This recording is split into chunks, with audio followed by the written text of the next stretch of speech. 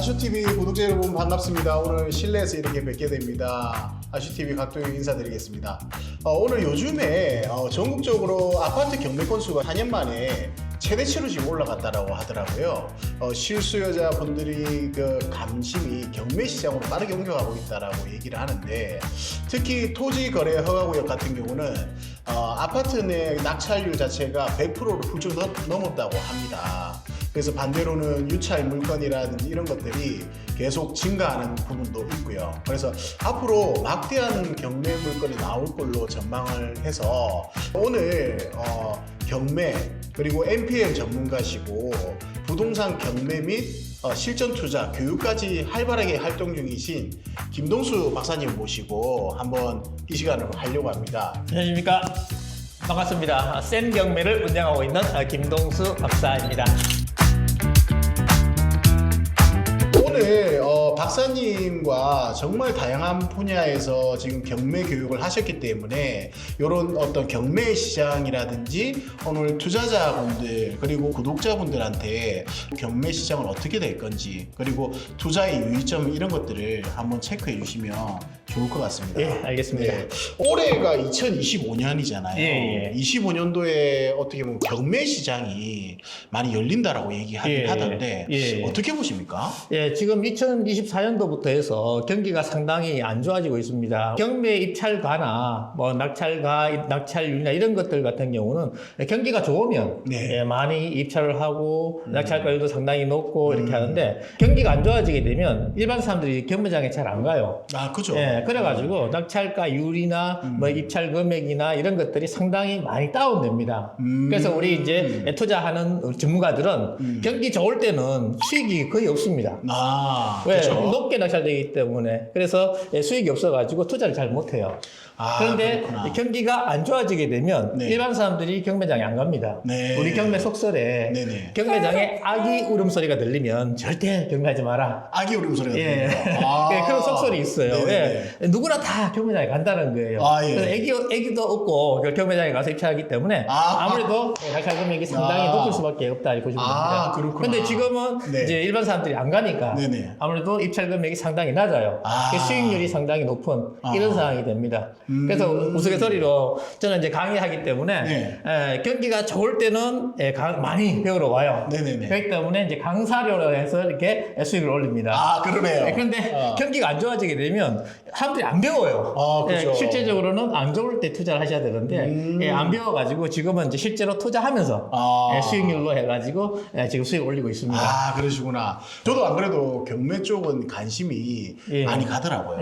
그리고 특히나 전국적으로 경매 물건이 많이 늘고 있지 않습니까? 지금 상당히 많이 나오고 있습니다. 왜 그럴까요? 지금 뭐 경기도 탓도 있지만 왜 그런 것 같습니까? 지금 이자가 상당히 높고요. 금리가 워낙 높기 때문에 결국 이 금리가 높아가지고 대출이 안 돼서 일반 사람들이 입찰을 못하는, 그리고 경기가 상당히 안 좋아졌기 때문에 이 경매 시장이 많이 다운되는 이런 상황이 됐습니다. 그래가지고 지금이 투자의 그런 시점이다 이렇게 보시면 될 것 같아요. 그렇죠. 수요층이 가장 많은 쪽이 보게 되면은 아파트 경매 시장이라고 보여지는데, 맞습니다. 아파트 경매 시장 쪽의 흐름은 어떨 것 같습니까? 지금 대구를 중심으로 해서 보게 되면 대구 같은 경우는 지금 작년, 재작년에 입주 물건이 상당히 많았어요. 입주 물건이 많다 보니까 결국은 가격이 다운될 수밖에 없는 이런 상황이었습니다. 근데 이제 올해부터 해가지고 이제 입주 물건이 굉장히 줄어요. 아파트 같은 경우에 시공해가지고 입주할 때까지 한 5년 정도 이렇게 기본적으로 걸리지 않습니까? 그렇기 때문에 예전에 건축해가지고 했던 그런 물건들이 지금 올해 이제 입주로 거의 다 마무리되는 이런 상황이 됩니다.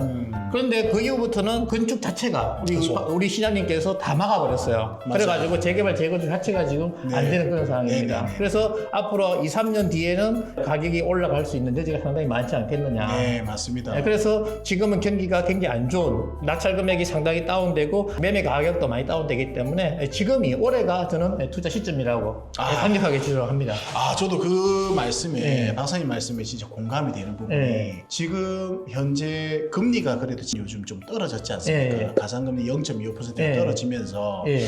그러면서 아파트라든지 이런 부분에 실수요자들이 예. 움직이는 부분들이 많은데 예, 맞습니다. 지금 이게 바닥이냐 예. 바닥이지 않느냐를 예. 판단을 많이 하시더라고요. 예.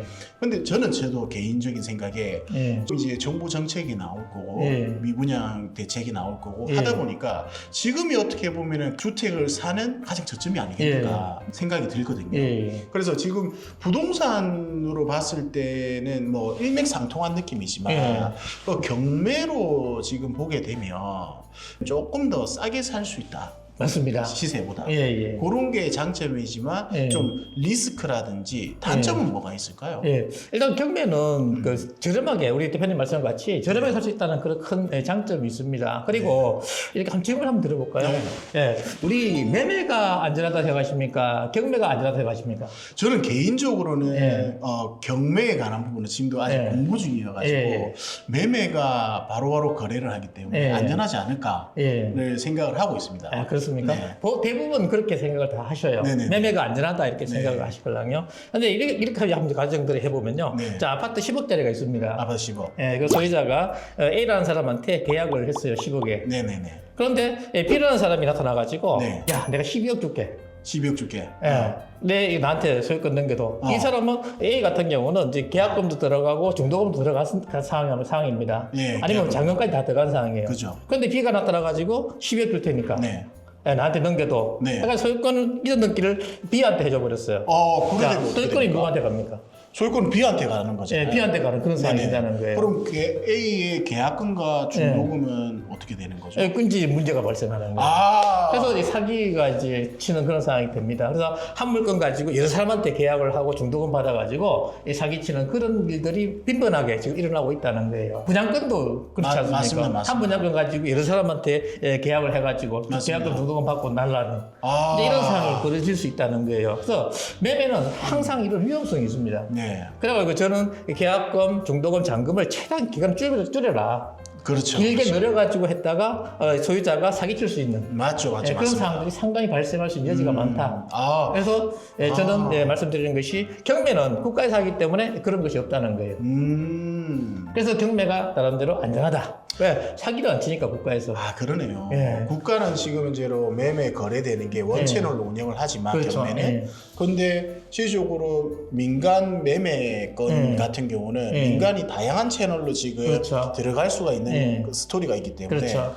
그런 거를 또 이제 박사님도 그래 얘기하시니까 예. 경매권이 훨씬 더 안전한 예. 그리고 경매가 안전하다. 네. 예, 말씀드립니다. 근데 제 같은 예. 경매 초보 예. 같은 경우는 예. 경매가 왜 위험하다고 생각하냐면 이거 잘 몰라서 그렇거든요. 예, 맞습니다. 예. 그래서 권리 분석이 이제 뭐 사람들을 중요하다 하시면서 권리 분석에 대해서 상당히 말씀 많이 하시는데 이제 권리 분석도 굉장히 중요합니다. 맞죠. 근데 거기에 뭐 전세권 같은 경우에 뭐 인수할 그런 사항들, 그다음 또 유치권이나 냈죠. 그리고 일반적으로 하기 못하는 이제 그런 그렇죠. 부분들, 그런 뭐 확장을 했다든지 아니면 그 일반적으로 새로 옆에 뭐 달아내는 가대기 달았다든지 이제 이런 것들 같은 경우는 매각지혜가 돼가지고 네. 책임을 낙찰자가 져야 되는 이제 이런 상황이 이제 벌어져요. 그렇죠. 그런 위험성이 있는 것이 경매입니다. 그래서 그게 권리 분석. 예, 맞습니다. 그래서 저는 사실 그 구독자분들도 그렇고 여기 보시는 투자자분들한테 꼭 말씀을 드리고 싶은 거는 경매는 예. 처음에 초보분들은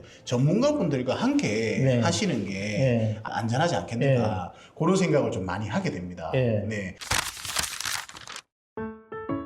현재 시점에서 봤을 때 경매 투자에 대한 흐름이나 예. 지금 좀 괜찮은 부동산 유형이 예. 어떤 게 있을까요?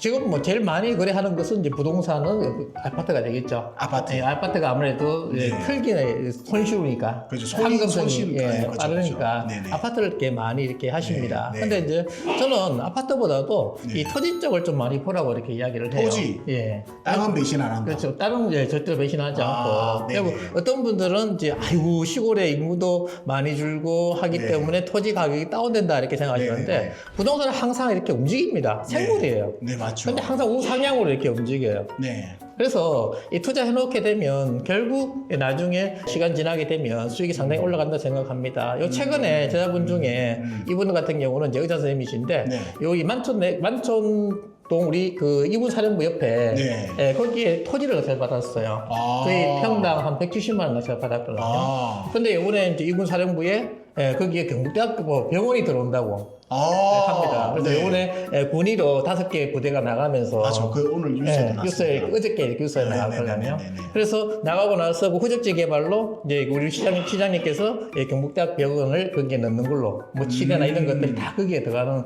방향을 잡혔거든요. 네. 그래서 이 개발 제한구역이지만 거기에 풀리게 되면 네. 결국 이 가치는 거의 뭐 1000단위로 올라가지 않을까 생각이 어마어마한 들어요. 단위죠. 그래서 170만 원 평당 낙찰받았는데 시간 지나게 되면 거의 뭐 수익이 굉장히 크게 이렇게 됩니다.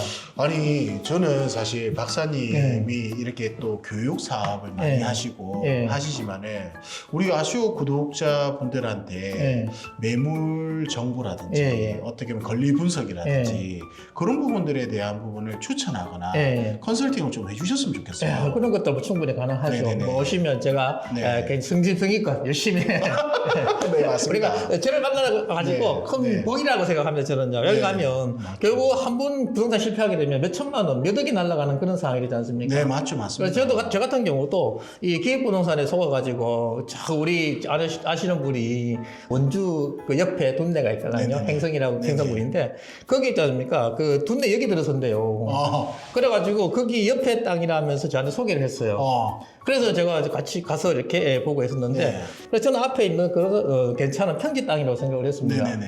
그러고 나서 이제 나중에 부동산 공부를 하고 이렇게 내 땅에 세금이 안 나오는 거예요. 네. 제가 평당 20만 원 해가지고 220평 4,400만 원에 이렇게 샀거든요. 그런데 재산세가 안 나와요. 그래서 이상하다 싶어가지고 제가 행성군청에 전화를 했어요. 네. 아니 내 땅 4,400만 원짜리인데 왜 세금 안 나옵니까? 그러니까 이분이 하시는 말씀이 세금 계산해가지고 재산세가 보통 뭐 0. 몇 프로 되는데 계산해가지고 2,000원이 안 나오면 지료를 안 끊는답니다.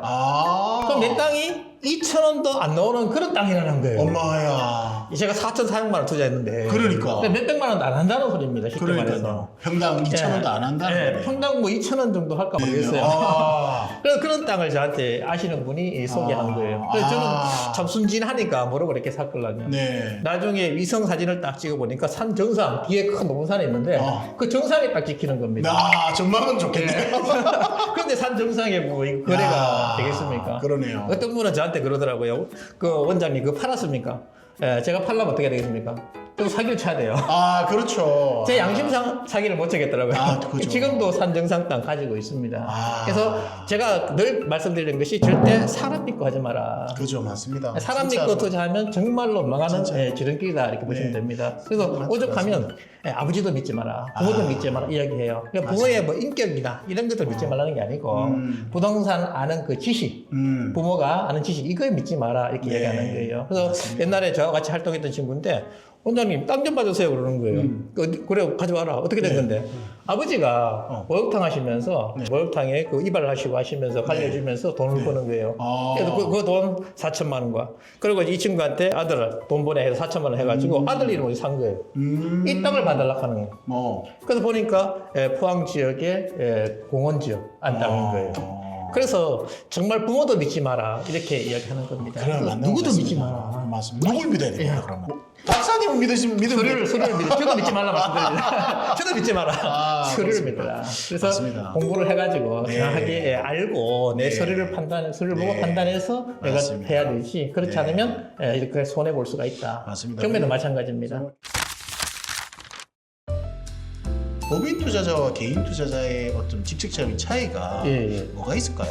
법인으로 같은 경우에 주택을 사게 되면 일단은 취득세가 12%가 나옵니다. 그죠. 그래서 법인으로 주택을 얼마나 사지 마라 이렇게 말씀드리고요. 그리고 이 법인 같은 경우는 종부세가 이렇게 바로 부과가 됩니다.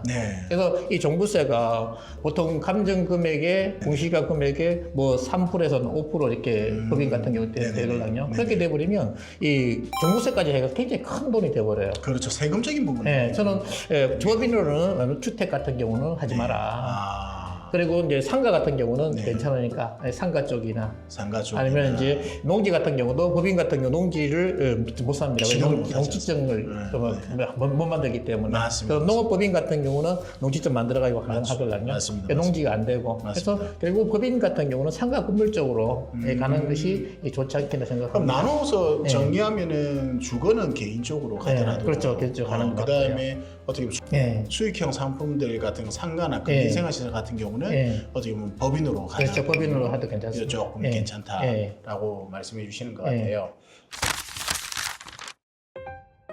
주거가 아니고 예. 상가나 오피스에 사오면 예. 그런 것들 건물이나 이런 예. 것들 그런 것들을 투자할 때 좀 유의점이나 신경을 좀 써야 될 거는 좀 예. 있습니까? 상가는 무조건 상권이 제일 중요하죠. 아 상권이죠. 예, 상권이 제일 중요하고 그러니까 상권이 괜찮아야 되지 지금 뭐 신도시 쪽의 상가들 같은 경우 지금 심각하지가 않거든요. 대구 같은 경우 또 핵심 도시나 맞습니다. 뭐 오포 신도시 같은 맞습니다. 경우나 평풍 같은 경우도 정말 길목 좋은데 네. 예, 그런 데만 좀 있고 나머지는 다 지금 공실입니다. 그래서 경매되면 보통 뭐 40%까지 유찰되고 맞아요. 그 우리 감정 금액 한 매도한 금액 있지 않습니까? 네네. 거기에 보통 40% 30% 낙찰되는 그런 상황이기 때문에 네, 그런 경우는 정말 수익형으로는 조심해라. 근데 내가 거기 지역에서 뭐 학원을 한다든지 내가 거기서 뭐 뭔가를 할 수 있는 직접적으로 운영한다. 예, 그런 경우는 매입하시면 예, 저는 괜찮다고 생각합니다. 월세 나가는 것보다 훨씬 더 그렇죠. 좋다. 훨씬 더 낫다. 수익률이 괜찮습니다. 그런 판단하시는 경우는. 그리고 이제 일반적인 이제 통건물 같은 네. 경우는 아무래도 수익률이 좀 낮더라도 이거는 나중에 뭐 재개발된다든지 재건축하게 되면 토지 가치가 확 올라가지 않습니까? 그렇죠, 그렇죠. 그렇기 때문에 그런 쪽 건물은 이제 괜찮고 장기적으로 봤을 그렇죠. 때 이 집합 건물 상가 같은 경우는 정말 좀 조심해라. 개별 등기나 이런 부분들 개별 등기되어 있는 집합 맞습니다. 건물. 예. 맞습니다. 직접 운영하지 않으면은 예. 상가나 이런 부분에서는 투자하는 거를 좀 조심해서 하는 조심해서는 게 없다. 예. 오히려 그렇게 할 때는 상업용 같은 경우에서는 통건물이라든지 토지를 활용할 수 있는 그렇죠. 그런 쪽의 건물로 좀 경매를 들어가는 게 훨씬 더 낫다. 그런 수익률이 나는데 시간이 지나면 가치가 상승되기 때문에 괜찮습니다. 저는 그 개인적으로 좀 궁금한 게 통건물이나 이런 거 들어가지 않습니까? 예, 예. 들어갈 때 수익률을 예. 몇 퍼센트 기준을 보십니까? 통건물 같은 경우는 보통 수익률이 3%나 그 정도밖에 안 나옵니다. 3%. 예, 저도 뭐 지금 상가 건물 갖고 있는데 네. 경매 낙찰 받아가지고 제가 직접 건물 짓고 이렇게 해서 네네네네. 지금 갖고 있거든요. 근데 뭐 3% 선밖에 안 돼요. 3% 정도. 예, 그러니까 이자 감당할 정도. 이자 감당할 정도. 예. 그 정도 갖고 있다가 예. 그건 어떻게 보면 장기적으로 부동산 가치가 올라가는 거에 대한 예, 기대 그렇죠. 수요가 있는 그것이 거지. 기대 수익이 큰 네, 기대 거죠. 수익이 있는 예. 거지. 실질적으로 그거는 유지하는 걸로만 그렇죠. 간다라고 보면 예. 될 것 같네요. 예. 아, 그런데 이제 집합 건물 같은 경우는 수익률이 보통 한 7% 정도, 5%에서 한 6, 7% 정도 나와야 되지. 네, 맞습니다. 예, 안 아, 그러고는 집합 건물 같은 집합 건물 같은 경우, 아파트 상가나 네, 맞습니다. 아니면 이제 전체 큰 건물에 어떤 개별 등기되어 있는 상가 이런 경우는 수익률이 보통 한 7%까지 나와야지. 그래도 뭐 현상 유지할 수 있는 그런 상황이 되는 거지. 맞습니다. 그 2% 3% 그렇게 되면 그거는 진짜 손해되는 상황이 그죠. 됩니다. 거기에 대한 부동산 가치도 예. 올라가는 기대가 예. 많이 낮지 많이 않습니까? 낮- 예, 예, 그렇습니다. 그래야 되는 거고. 예. 그래서 요즘에 보면은 대구에서 봤을 때 유찰이 좀 많이 되는 부동산이 예. 지금 상가잖아요. 예, 상가가 많이 있죠. 상가가 많이 예, 되지 맞습니다. 않습니까? 예. 저같이 초보자가 예. 경매 초보자가 예. 이렇게 이제 들어가려고 해요. 예. 그러면 조금 주의해야 될 점이라든지 가정이라든지 이런 것들을 절차가 좀 뭐가 있을까요? 경매 같은 경우는 이제 권리 분석이 제일 중요하니까 네. 그러니까 권리 분석에 대한 기본적인 틀 네. 이런 것들은 확실하게 배우시고 가야 될 것 같습니다. 근데 권리 분석 이런 걸 안 해가지고 결국 한번 실패 보면 그게 전재산 날리는 그런 상황이 되기 때문에 정말 조심하시고요. 그리고 실제로 이제 현장에 가가지고 우리 속설에 결국 현장에 가보지 않고는 절대로 입찰하지 마라 하는 그런 속설이 있습니다. 임장을 꼭. 네, 반드시 임장을 가셔가지고 네. 또 물어볼 때 저는 보통 이제 부동산 한 두세 군데, 네 군데 이렇게 가고요. 네. 여름 가면 이제 부동산 같은 경우에 아파트야 금액이 딱 나와 있지 않습니까? 네네네. 실거가 나와 있는데 맞습니다. 이 토지 같은 경우는 이제 보통 대두리 치는 분들이 상당히 많으세요. 대두리. 뭐 그게 조금 어떤 뭐- 겁니까? 전문 용어. 예, 우리가 이제 보통 산다고 이렇게 한다 그러면 금액을 좀 높여요. 아. 근데 이제 판다고 한다 그러면 금액을 확 낮춰요. 아. 그래가지고 이 차액을 스스로 챙기는 스스로 그 차익을 챙겨요. 요걸 대두리 친다고 아, 대두리지. 아. 이런 식으로 이렇게 하시는 분들이 상당히 많으셔요. 예, 그래가지고 네. 예, 절대 부동산 말만 듣지 말고 현장에 가가지고 맞습니다. 이제 실거래가 어떻게 되는지 주민을 만나보는 것도 굉장히 중요해요. 그래서 뭐 저는 이제 시골 같은 경우 임장활동 가게 되면 음료수 한 박스 이렇게 딱 들고 시골 쪽으로. 우리 보통 동네 어른들이 모여 있는 마을 회관들이 있어요. 네네네, 그 회관에 가가지고 처음에 이제 어머니들이 많이 모여 있거든요. 그럼 어머니들한테 어머니 뭐 이렇게 물어보면 이거 우리 나이 먹은 사람이 뭘 알아 몰라 그래요. 네. 근데 이제 음료수 딱 드리면서 몇 장구 치고 이야기를 쭉 하다 보면 그 집이 어떻게 됐고 어떻게 됐고 다 이야기가 나옵니다. 그러면 그것이 정말 살아있는 그런 실거래가가 되는 거거든요. 그게 진짜 어떻게 보면 임장 가는 맞습니다. 거나 마찬가지인 거죠. 그래서 사람 만나는 걸 두려워하지 마라. 사람은 그냥 막 부딪혀야 됩니다. 막 부딪히면서 만나가지고 실제 실거래가를 파악하는 것이 정말 중요하다. 권리 분석은 기본이고요. 네네네. 권리 분석이 안 되면 부동산 투자하시면 안 됩니다. 경매는 절대 하면 안 돼요. 네네. 권리 분석은 기본적으로 확실하게 하시고 그다음에 임장 활동이 제일 중요해가지고 임장 활동을 확실하게 하시고 내가 결국 이제 임장 활동에 내가 팔 수 있는 금액이 딱 나오게 되면 거기에 기타 들어가는 비용이 있을 거 아닙니까? 인수하는 비용이 있을 것이고 그다음에 뭐 인테리어 하다 인테리어 비용이 있을 것이고 그다음 매도하게 매도 비용이 있을 것이고 그다음에 세금 있을 것이고 그리고 이제 내 수익이 있을 거 아닙니까? 이런 것들을 다 빼고 나면 그것이 입찰 금액이 되는 거예요. 맞습니다. 그래서 이렇게 입찰 금액을 한정해가지고 이제 법원에 가서 입찰하게 되면 절대 손해 안 본다는 겁니다. 근데 이런 것들 안 하고 그냥 입찰 금액 적어내면 우리가 한번 대표님 30명 중에 1등 하는 게 기분 좋습니까? 단독 입찰하는 게 좋겠습니까? 30명 중에 경쟁 입찰이잖아요. 그러면 30명 중에 1등하면 더 기분 좋을 것 같은데요? 기분은 참 좋습니다. 근데 30명 중에 1등 하게 되면 금액을 엄청 높여가는 거예요. 경쟁이 치열해지겠네요. 30명 입찰했다 그러면 거의 시세보다 높을 수도 있고요.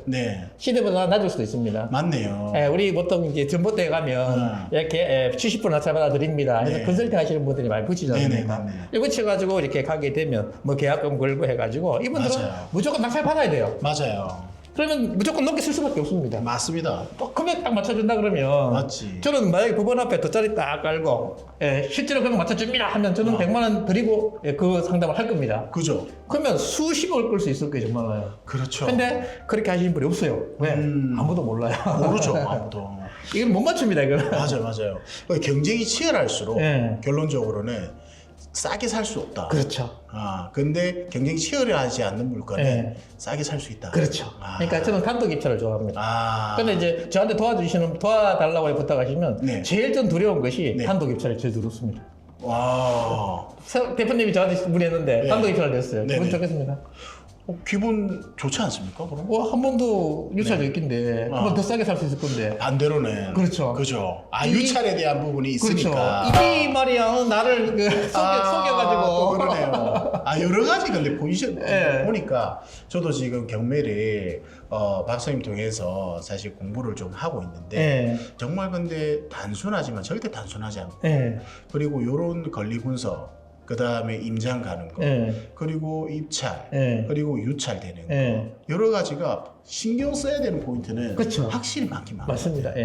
진짜 전문가랑 저는 사실은 만약에 한 대 했을 때는 박사님한테 꼭 부탁을 해서 사실 제가 조그마한 건물을 요즘 찾고 있거든요. 그래서 사실 뭐 저 사무실도 있지만 조금 이제는 좀 건물 사업 준비를 하고 있는데 그런 부분들이 있을 때 박사님한테 안 그래도 지금 시기가 건물을 사기 가장 좋은 시기지 않을까? 맞습니다. 개인적인 시기라고 보거든요. 그래서 그런 거 할 때 박사님한테 부탁을 좀 드려야 되지 않나. 가장 좋은 방법입니다. 그렇습니다. 앞으로의 경매가 어떻게 바뀔까? 그리고 정책의 변화가 어떻게 될까? 그런 부분이 좀 궁금하긴 하거든요. 지금 이제 그 대구도 굉장히 부동산 활성화 시키려고 노력을 많이 하고 있는 상황입니다. 그래서 이자 같은 경우도 보통 3.5까지 갔다가 지금 2.75까지 다운되는 그런 이제 상황이 됐는데요. 아무래도 기준금리가 다운되면 대출금리도 좀 많이 다운되는 그런 상황이 될 거예요. 그래서 이 금리가 지금 대출 상황이 굉장히 제일 크게 영향을 미치기 때문에 이것이 풀리면 아무래도 조금씩 풀리기 시작할 것이고요. 아까 말씀드렸듯이 대구 같은 경우에 이제 건축 허가가 네. 지금 한 1년 전부터 안 났거든요. 네. 그러면 지금 2, 3년 지나게 되면 그때는 진짜 입주 물량이 없는 상황이 됩니다. 그렇죠, 그렇죠. 그러니까 입주 물량하고 시세하고 굉장히 연동이 돼 있거든요. 그렇죠. 입주 물량이 없으면 아무래도 가치는 올라갈 수밖에 없고 예, 그런 상황이 된다는 거예요. 그래서 저는 이제 지금 올해부터 해서 이제 준비해야 될 그런 때가 되었다라고 이렇게 생각을 하는 겁니다. 그래서 입주 물량 이런 거하고 굉장히 확인하시고 하시고요. 그리고 투자할 때 지금 우리도 이제 빈집이 굉장히 좀 문제가 될 수밖에 맞죠. 없거든요. 맞습니다. 지금 일본 같은 경우도 빈집이 워낙 뭐 100만 채가 넘어가는 그런 상황이 너무 이슈가 됐으니까 지역을 보게 되면 거기가 신도시가 참 많습니다. 만약에 빈집이 생기면 외곽지부터 이렇게 들어온다는 거죠. 그래서 중심권에서 외곽지보다는 아무래도 중심권 투자하는 것이 더 안전하지 않겠느냐. 아, 그렇죠. 예. 그래서 그렇게 생각을 하고요. 그리고 이제 평수도 같은 경우도 대형 평수가 지금은 조금 인기가 지금 좀 많지 않습니까? 네네, 맞습니다. 그런데 이제 경기가 좀 안 좋아지면 대형 평수가 조금 이제 다운되는. 네. 옛날 2013년도, 14년도 뭐 그때 뭐 당시 보면 맞습니다. 대형 평수 상당히 다운 많이 됐거든요. 맞습니다. 그때가 경기가 너무 안 좋았어요. 안 좋았을 때 보통 대형 평수가 안 좋습니다.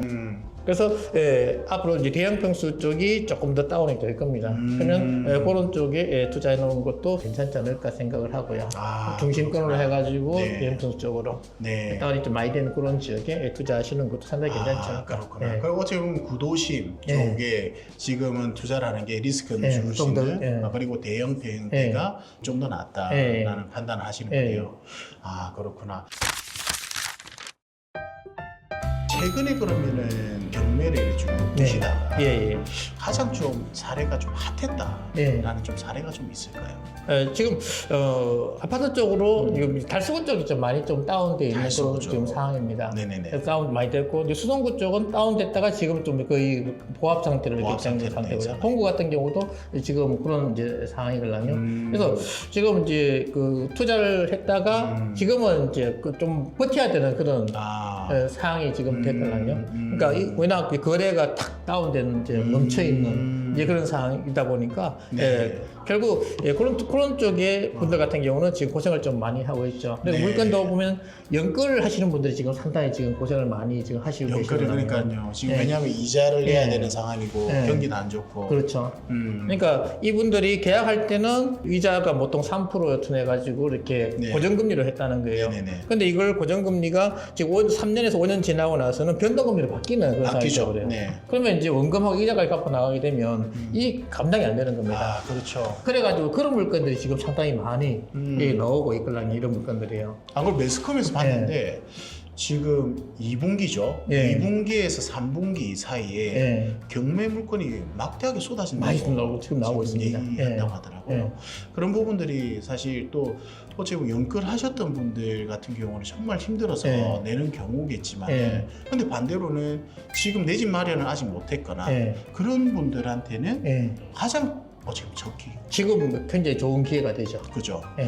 이런 기회가 근데 사실 10년 만에 한번 돌아올까 할 정도의 예. 기회지 않을까요? 지금 그렇게 10년 만에 돌아왔습니다. 그죠? 예, 맞습니다. 부동산 한 거의 예. 10년 주기로 예. 돌아가니까 11년 만에 미분양이 이렇게 많은 적이 처음이랍니다. 네, 맞습니다. 그 정도로 그러니까 경기가 예. 지금 안 좋은 상황이고 그래도 지금 사실 돈 있는 분들은 지금 돈을 버는 예. 시기다라는 판단을 하는 예. 거네요. 지금 뭐 미분양된 데 사시면 세금을 굉장히 감면 많이 해줍니다. 그러니까. 양도소득세도 지금 주택수에 포함도 안 시키고 그러니까요. 지금 혜택을 굉장히 많이 주고 있거든요. 네, 맞습니다. 그리고 지금 경매에서 지금 그 30대 여자분들이 지금 경매를 상당히 많이 유출하고 있다고 그래요.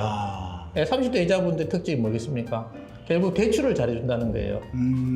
생애 최초 주택, 뭐 2억 5천까지. 그다음에 이제 애기 하나 낳게 되면 5억까지. 거의 이자가 2%밖에 안 돼요.